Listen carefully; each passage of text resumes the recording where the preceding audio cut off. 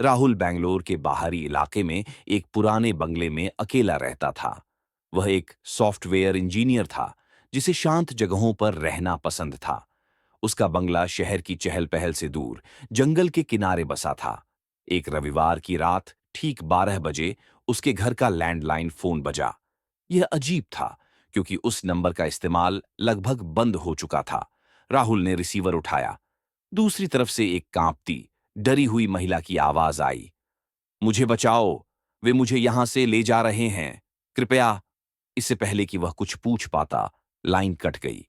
राहुल ने वापस डायल किया, लेकिन एक अजीब सी घंटी के बाद संदेश आया। यह नंबर मौजूद नहीं है। उसका दिल तेजी से धड़कने लगा। उसने सोचा कि शायद यह कोई गलत कॉल थी, लेकिन उस आवाज में कुछ ऐसा था जो उसे परेशान कर गया। अगले दिन राहुल ने अपने दोस्त अजय को यह बात बताई। अजय ने हंसते हुए कहा, शायद कोई भूतनी थी जो तुझसे मदद मांग रही थी। राहुल को मजाक अच्छा नहीं लगा। उसने फोन कंपनी से संपर्क किया, लेकिन उन्हें उस नंबर की कोई जानकारी नहीं मिली। रात को वह बेचैन रहा और उसे बार बार वही आवाज याद आती रही। एक हफ्ते बाद अगले रविवार की आधी रात को फोन फिर बजा। इस बार राहुल तैयार था। उसने रिकॉर्डिंग ऑन की और फोन उठाया। वही कांपती आवाज, तुमने मेरी मदद क्यों नहीं की? अब वे मुझे। और फिर एक चीख के साथ फोन कट गया। राहुल ने रिकॉर्डिंग सुनी। आवाज के पीछे हवा की सनसनाहट और किसी मशीन की धीमी गड़गड़ाहट थी। उसने फैसला किया कि वह इस रहस्य को सुलझाएगा।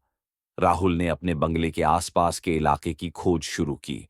उसे पता चला कि पास में एक पुराना, सुनसान कारखाना था जो सालों पहले बंद हो चुका था। लोग कहते थे कि वहां अजीब-अजीब आवाजें सुनाई देती हैं। अगले रविवार की रात वह टॉर्च और एक छोटा चाकू लेकर कारखाने की ओर चल पड़ा। कारखाना जंगल के बीच था। उसकी दीवारें जर्जर थीं और लोहे के दरवाजे पर जंग लग चुका था। अंदर कदम रखते ही ठंडी हवा का झोंका आया और दूर से वही गड़गड़ाहट सुनाई दी जो रिकॉर्डिंग में थी। राहुल का दिल जोर-जोर से धड़क रहा था। वह आगे बढ़ा तो उसे एक कमरे में पुराना टेलीफोन दिखा जिसका रिसीवर नीचे लटक रहा था। उसने उसे उठाया, लेकिन कोई डायल टोन नहीं था। तभी उसे एक धीमी सिसकी सुनाई दी। वह आवाज का पीछा करते हुए एक अंधेरे गलियारे में पहुंचा। वहां एक बंद कमरे के बाहर उसे जमीन पर खून के धब्बे दिखे। उसने दरवाजा खटखटाया, लेकिन कोई जवाब नहीं आया। डरते हुए उसने दरवाजा धक्का दिया। अंदर का नजारा देखकर उसके होश उड़ गए। एक युवती कुर्सी से बंधी हुई थी। उसका मुंह कपड़े से बंधा था और वह बेहोश लग रही थी। राहुल ने उसे खोलने की कोशिश की, तभी पीछे से एक ठंडी सांस उसके कंधे पर महसूस हुई। उसने पलटकर देखा। एक काला साया दीवार पर नाच रहा था, लेकिन कोई इंसान नहीं दिखा। उसने डर को काबू में किया और युवती को उठाकर बाहर की ओर भागा। जैसे ही वह कारखाने से बाहर निकला, उसके पीछे से एक जोरदार धमाका हुआ और पूरा कारखाना धूल में मिल गया। पुलिस को बुलाया गया। युवती का नाम रानी था, जो एक पत्रकार थी।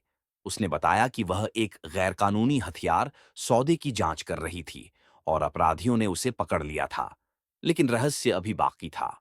वह फोन कॉल कैसे आया? रानी ने कहा कि उसने कभी कोई फोन नहीं किया था, क्योंकि उसका मोबाइल छीन लिया गया था। जांच में पता चला कि कारखाने में एक पुराना टेलीफोन सिस्टम था, जो बिजली की गड़बड़ी से अपने आप चालू हो जाता था। लेकिन राहुल को एक बात समझ नहीं आई। उस रिकॉर्डिंग में जो चीख थी, वह रानी की आवाज से अलग थी। और वह साया कौन था?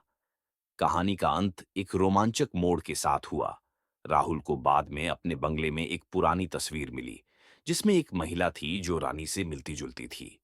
पीछे लिखा था, सावित्री 1975। गांव वालों ने बताया कि सावित्री उस कारखाने में काम करती थी और एक हादसे में मर गई थी। क्या वह सावित्री की आत्मा थी जो रानी को बचाने के लिए राहुल तक पहुंची थी?